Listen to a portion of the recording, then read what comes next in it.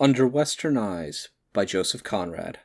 Part First, Chapter 1. The origin of Mr. Ruzimov's record is connected with an event characteristic of modern Russia in the actual fact, the assassination of a prominent statesman, and still more characteristic of the moral corruption of an oppressed society where the noblest aspirations of humanity, the desire of freedom, an ardent patriotism, the love of justice, the sense of pity, and even the fidelity of simple minds are prostituted to the lusts of hate and fear, the inseparable companions of an uneasy despotism. The fact alluded to above is the successful attempt of the life of Mr. D.P., the president of the notorious Repressive Commission of some years ago, the minister of state invested with extraordinary powers. The newspapers made enough noise about that fanatical, narrow-chested figure in gold-laced uniform, with a face of crumpled parchment, insipid, bespectacled eyes, and the cross of the Order of St. Procopius hung under the skinny throat. For a time, it may be remembered, not a month passed, without his portrait appearing in some one of the illustrated papers of Europe. He served the monarchy by imprisoning, exiling, or sending to the gallows men and women, young and old, with an equable, unwearied industry. In his mystic acceptance of the principle of autocracy, he was bent on extirpating from the land every vestige of anything that resembled freedom in public institutions, and in his ruthless persecution of the rising generation, he seemed to aim at the destruction of the very hope of liberty itself. It is said that this execrated personality had not enough imagination to be aware of the hate he inspired. It is hardly credible, but it is a fact that he took very few precautions for his safety. In the preamble of a certain famous state paper, he had declared once that the thought of liberty has never existed in the act of the Creator. From the magnitude of men's counsel nothing could come but revolt and disorder, and revolt and disorder in a world created for obedience and stability is sin. It was not reason but authority which expressed the divine intention. God was the autocrat of the universe. It may be that the man who made this declaration believed that heaven itself was bound to protect him in his remorseless defense of autocracy on this earth. No doubt the vigilance of the police saved him many times, but as a matter of fact, when his appointed fate overtook him, the competent authorities could not have given him any warning. They had no knowledge of any conspiracy against the minister's life, had no hint of any plot through their usual channels of information, had seen no signs, were aware of no suspicious movements or dangerous persons. Mr. D.P. was being driven towards the railway station in a two-horse uncovered sleigh with footman and coachman on the box. Snow had been falling all night, making the roadway, uncleared as yet at this early hour, very heavy for the horses. It was still falling thickly, but the sleigh must have been observed and marked down. As it drew over to the left before taking a turn, the footman noticed a peasant walking slowly on the edge of the pavement, with his hands in the pockets of his sheepskin coat, and his shoulders hunched up to his ears under the falling snow. On being overtaken, this peasant suddenly faced about and swung his arm. In an instant there was a terrible shock, a detonation muffled in the multitude of snowflakes. Both horses lay dead and mangled on the ground, and the coachman, with a shrill cry, had fallen off the box, mortally wounded. The footman, who survived, had no time to see the face of the man in the sheepskin coat. After throwing the bomb, this last got away. But it is supposed that, seeing a lot of people surging up on all sides of him in the falling snow, and all running towards the scene of the explosion, he thought it safer to turn back with them. In an incredibly short time, an excited crowd assembled round the sledge. The minister-president, getting out unhurt, into the deep snow, stood near the groaning coachman and addressed the people repeatedly in his weak, colorless voice. "I beg you to keep off. For the love of God, I beg you, good people, to keep off." It was then that a tall young man, who had remained standing perfectly still within a carriage gateway 2 houses lower down, stepped out into the street and, walking up rapidly, flung another bomb over the heads of the crowd. It actually struck the minister-president on the shoulder as he stooped over his dying servant, then falling between his feet, exploded with a terrific concentrated violence, striking him dead to the ground, finishing the wounded man, and practically annihilating the empty sledge in the twinkling of an eye. With a yell of horror, the crowd broke up and fled in all directions, except for those who fell dead or dying where they stood nearest to the minister-president, and 1 or 2 others who did not fall till they had run a little way. The first explosion had brought together a crowd as if by enchantment. The second made as swiftly a solitude in the streets for hundreds of yards in each direction. Through the falling snow, people looked from afar at the small heap of dead bodies lying upon each other near the carcasses of the 2 horses. Nobody dared to approach it till some Cossacks of a street patrol galloped up and, dismounting, began to turn over the dead. Amongst the innocent victims of the second explosion laid out on the pavement there was a body dressed in peasant sheepskin coat, but the face was unrecognizable. There was absolutely nothing found in the pockets of its poor clothing, and it was the only one whose identity was never established. That day Mr. Razumov got up at his usual hour and spent the morning within the university buildings listening to the lectures and working for some time in the library. He heard the first vague rumor of something in the way of bomb-throwing at the table of the students' ordinary, where he was accustomed to eat his 2 o'clock dinner. But this rumor was made up of mere whispers, and this was Russia, where it was not always safe, for a student especially, to appear too much interested in certain kinds of whispers. Razumov was one of those men who, living in a period of mental and political unrest, kept an instinctive hold on normal, practical, everyday life. He was aware of the emotional tension of his time, he even responded to it in an indefinite way. But his main concern was with his work, his studies, and with his own future. Officially, and in fact without a family, for the daughter of the archpriest had long been dead, no home influences had shaped his opinions or his feelings. He was as lonely in the world as a man swimming in the deep sea. The word Razumov was the mere label of a solitary individuality. There were no Razumovs belonging to him anywhere. His closest parentage was defined in the statement that he was a Russian. Whatever good he expected from life would be given to or withheld from his hopes by the connection alone, or withheld from his hopes by that connection alone. This immense parentage suffered from the throes of internal dissensions, and he shrank mentally from the fray as a good-natured man may shrink from taking definite sides in a violent family quarrel. Razumov, going home, reflected that having prepared all the matters of the forthcoming examination, he could now devote his time to the subject of the prize essay. He hankered after the silver medal. The prize was offered by the Ministry of Education. The names of the competitors would be submitted to the minister himself. The mere fact of trying would be considered meritorious in the higher quarters, and the possessor of the prize would have a claim to an administrative appointment of the better sort after he had taken his degree. The student Razumov, in an access of elation, forgot the dangers menacing the stability of the institutions which give rewards and appointments. But remembering the medalist of the year before, Razumov, the young man of no parentage, was sobered. He and some others happened to be assembled in their comrade's room at the very time when that last received the official advice of his success. He was a quiet, unassuming young man. "Forgive me," he had said with a faint apologetic smile, and taking up his cap. "I'm going out to order up some wine. But I must first send a telegram to my folk at home. I say, won't the old people make it a festive time for the neighbors for 20 miles around our place?" Razumov thought there was nothing of that sort for him in the world. His success would matter to no one. But he felt no bitterness against the nobleman, his protector, who was not a provincial magnate as was generally supposed. He was in fact nobody less than Prince K. Once a great and splendid figure in the world, and now, his day being over, a senator and a gouty invalid, living in a still splendid but more domestic manner. He had some young children and a wife as aristocratic and proud as himself. In all his time, Razumov was allowed only once to come into personal contact with the prince. It had an air of a chance meeting in the little attorney's office. One day, Razumov, coming in by appointment, found a stranger standing there, a tall, aristocratic-looking personage with silky grey side whiskers. The bald-headed, sly little lawyer fellow called out, come in, Mr. Razumov," with a sort of ironic heartiness. Then, turning deferentially to the stranger with the grand air, "A ward of mine, Your Excellency, one of the most promising students of his faculty in the St. Petersburg University." To his intense surprise, Razumov saw a white, shapely hand extended to him. He took it in great confusion. It was soft and passive, and heard at the same time a condescending murmur in which he caught only the words "satisfactory" and "persevere."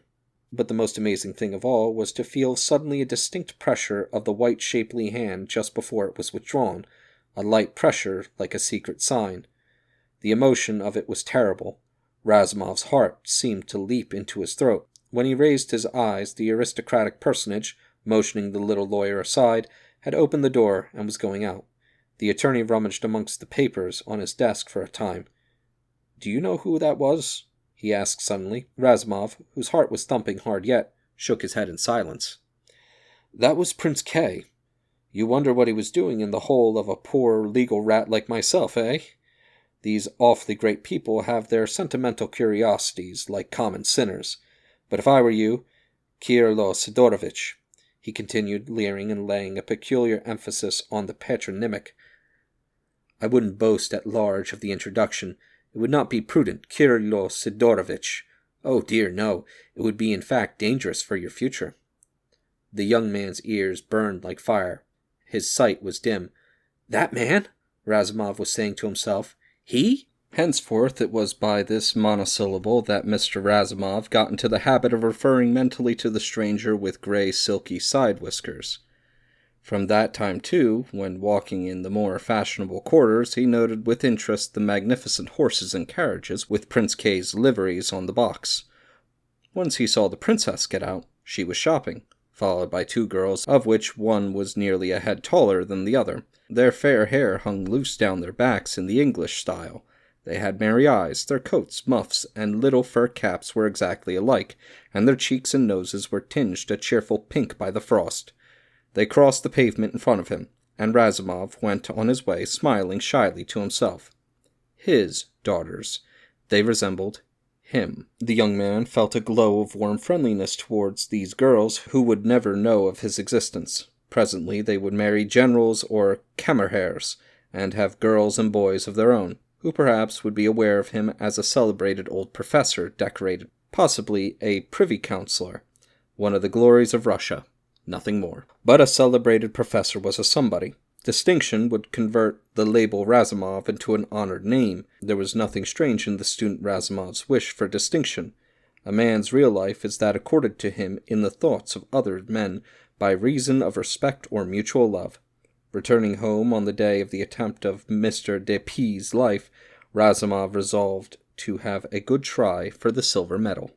Climbing slowly the 4 flights of the dark, dirty staircase in the house where he had his lodgings, he felt confident of success. The winner's name would be published in the papers on New Year's Day, and at the thought that he would most probably read it there, Razumov stopped short on the stairs for an instant, then went on smiling faintly at his own emotion. "That is but a shadow," he said to himself, "but the medal is a solid beginning." With those ideas of industry in his head, the warmth of his room was agreeable and encouraging. "I shall put in 4 hours of good work," he thought, but no sooner had he closed the door than he was horribly startled. All black against the usual tall stove of white tiles gleaming in the dusk stood a strange figure, wearing a skirted, close-fitting, brown cloth coat strapped around the waist in long boots and with a little astrakhan cap on its head. It loomed lithe and martial. Razumov was utterly confounded. It was only when the figure, advancing 2 paces, asked in an untroubled, grave voice if the outer door was closed, that he had regained his power of speech. "Haldin? Viktor Viktorovitch, is that you? Yes, the outer door is shut all right, but this is indeed unexpected." Viktor Haldin, a student older than most of his contemporaries at university, was not one of the industrious set. He was hardly ever seen at lectures. The authorities had marked him as restless and unsound. Very bad notes. But he had a great personal prestige with his comrades and influenced their thoughts. Razumov had never been intimate with him. They had met from time to time at gatherings in other students' houses. They had even had a discussion together, one of those discussions on first principles dear to the sanguine minds of youth. Razumov wished the man had chosen some other time to come for a chat. He felt in good trim to tackle the prize essay. But as Haldin could not be slightingly dismissed, Razumov adopted the tone of hospitality, asking him to sit down and smoke. "Kirilo Sidorovitch," said the other, flinging off his cap, "we are not perhaps in exactly the same camp. Your judgment is more philosophical. You are a man of few words, but I haven't met anybody who dared to doubt the generosity of your sentiments. There is a solidity about your character which cannot exist without courage." Razumov felt flattered, and began to murmur shyly something about being very glad of his good opinion, when Halden raised his hand. "That is what I was saying to myself," he continued, as I dodged in Woodyard down by the riverside. "He has a strong character, this young man," I said to myself. "He does not throw his soul to the winds." "Your reserve has always fascinated me, Kirylo Sidorovitch. So I tried to remember your address. But look here, it was a piece of luck. Your dvornik was away from the gate talking to a sleigh driver on the other side of the street. I met no one on the stairs, not a soul. As I came up to your floor, I caught sight of your landlady coming out of your rooms, but she did not see me. She crossed the landing to her own side, and then I slipped in. I have been here 2 hours expecting you to come in every moment." Razumov had listened in astonishment, but before he could open his mouth, Halden adding, speaking deliberately, "It was I who removed Despy this morning." Razumov kept down a cry of dismay, the sentiment of his life being utterly ruined by this contact with such a crime expressed itself quaintly by a sort of half-derisive mental exclamation. "There goes my silver medal!" Halden continued after waiting a while. "You say nothing, Kirylo Sidorovitch. I understand your silence. To be sure, I cannot expect you with your frigid English manner to embrace me, but never mind your manners. You have enough heart to have heard the sound of weeping and gnashing of teeth this man raised in the land. That would be enough to get over any philosophical hopes. He was uprooting the tender plant. He had to be stopped. He was a dangerous man, a convinced man. 3 more years of his work would have put us back 50 years into bondage. And look at all the lives wasted, at all the souls lost in that time." His curt, self-confident voice suddenly lost its ring, and it was in a dull tone that he added, "Yes, brother, I have killed him. It's weary work." Razumov had sunk into a chair. Every moment he expected a crowd of policemen to rush in. There must have been thousands of them out looking for that man, walking up and down in his room. Halden was talking again, in a restrained, steady voice. Now and then he flourished an arm, slowly, without excitement. He told Razumov how he had brooded for a year, how he had not slept properly for weeks. He, and another, had a warning of the minister's movements from a certain person late the evening before. He and that other prepared their engines and resolved to have no sleep till the deed was done. They walked the streets under the falling snow with the engines on them, exchanging not a word the livelong night. When they happened to meet a police patrol, they took each other by the arm and pretended to be a couple of peasants on the spree. They reeled and talked in drunken, hoarse voices, except for these strange outbreaks that kept silence, moving on ceaselessly. Their plans had been previously arranged. At daybreak, they made their way to the spot which they knew the sledge must pass. When it appeared in sight, they exchanged a muttered goodbye and separated. The other remained at the corner. Halden took up a position a little further up the street. After throwing his engine, he ran off, and in a moment he was overtaken by the panic-struck people flying away from the spot after the second explosion. They were wild with terror. He was jostled once or twice. He slowed down for the rush to pass him, and then turned to the left into a narrow street. There he was alone. He marveled at this immediate escape. The work was done. He could hardly believe it. He fought with an almost irresistible longing to lie down on the pavement and sleep, but this sort of faintness, a drowsy faintness, passed off quickly. He walked faster, making his way to one of the poorer parts of the town in order to look up Ziemianich. This Ziemianich, Razumov understood, was a sort of town peasant who had got on, owner of a small number of sledges and horses for hire. Halden paused his narrative to exclaim, "A bright spirit, a hearty soul, the best driver in St. Petersburg. He has a team of 3 horses there. Ah, he's a fellow." This man had declared himself willing to take out safely, at any time, 1 or 2 persons to the 2nd or 3rd railway station on one of the southern lines. But there had been no time to warn him the night before. His usual haunt seemed to be low-class eating-houses on the skirts of the town. When Halden got there, the man was not to be found.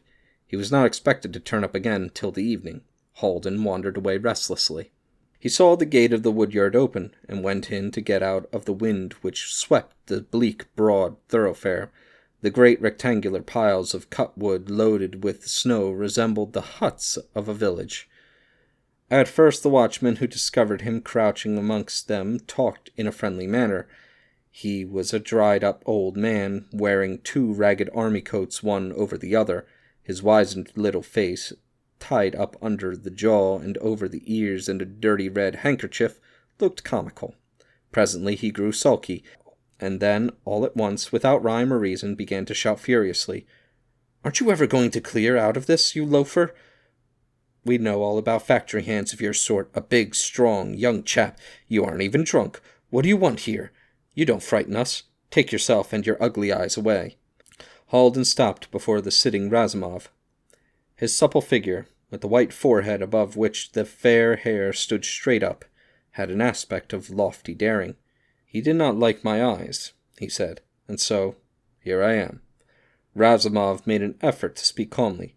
"But pardon me, Viktor Viktorovich. We know each other so little, I don't see why you—" "Confidence," said Halden. This word sealed Razumov's lips as if a hand had been clapped on his mouth. His brain seethed with arguments. "And so, here you are," he muttered through his teeth. The other did not detect the tone of anger, never suspected it.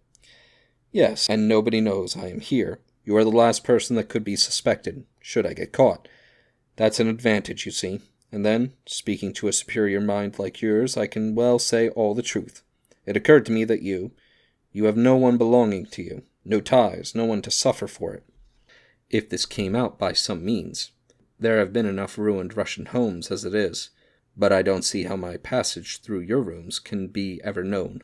If I should be got hold of, I'll know how to keep silent, no matter what they may be pleased to do to me," he added grimly. He began to walk again, while Razumov sat still, appalled. "You thought that—" he faltered out, almost sick with indignation. "Yes, Razumov. Yes, brother. Some day you shall help to build. You suppose that I am a terrorist now, a destructor of what is, but consider that the true destroyers are they who destroy the spirit of progress and truth, not the avengers who merely kill the bodies of the persecutors of human dignity. Men like me are necessary to make room for self-contained thinking men like you. Well, we have made the sacrifice of our lives, but all the same I want to escape if it can be done. It is not my life I want to save, but my power to do. I won't live idle. Oh no. Don't make any mistake, Razumov. Men like me are rare, and besides, an example like this is more awful to oppressors when the perpetrator vanishes without a trace. They sit in their offices and palaces and quake. All I want you to do is to help me to vanish. No great matter that, only to go by and see Ziemianich for me at that place where I went this morning.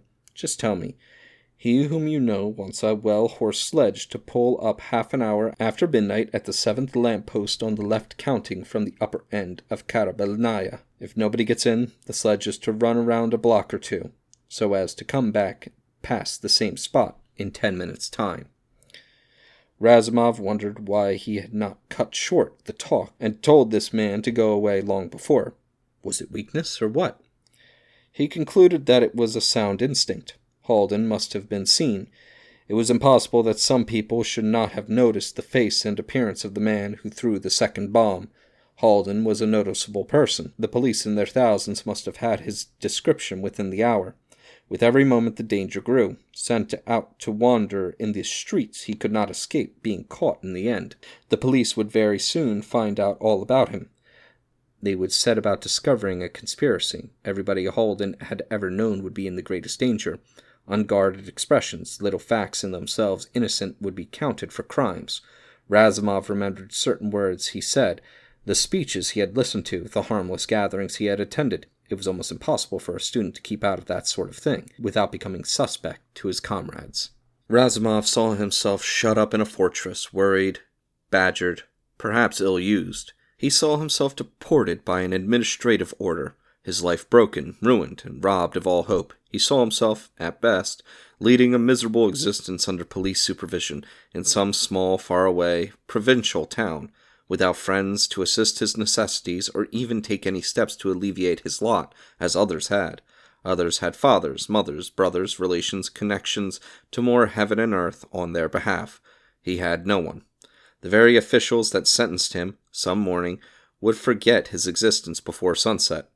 He saw his youth pass away from him in misery and half-starvation, his strength give way, his mind become an abject thing. He saw himself creeping broken down and shabby about the streets, dying unattended in some filthy hole of a room, or on the sordid bed of a governmental hospital. He shuddered. Then the peace of bitter calmness came over him. It was best to keep this man out of the streets, till he could get rid of him with some chance of escaping. That was the best that could be done. Razumov, of course, felt the safety of his lonely existence to be permanently endangered. This evening's doings could turn up against him at any time as long as this man lived and the present institutions endured. They appeared to him rational and indestructible at that moment. They had a force of harmony, in contrast with the horrible discord of this man's presence. He hated the man. He said quietly, "Yes, of course, I will go. You must give me precise directions, and for the rest, depend on me." "Ah, you are a fellow, collected cool as a cucumber. A regular Englishman. Where did you get your soul from? There aren't many like you. Look here, brother. Men like me leave no posterity, but their souls are not lost. No man's soul is ever lost. It works for itself, or else where would the sense of self-sacrifice, of martyrdom, of conviction, of faith, the labors of the soul? What will become of my soul when I die in the way I must die? Soon. Very soon, perhaps. It shall not perish. Don't make a mistake, Razumov. This is not murder. It is war.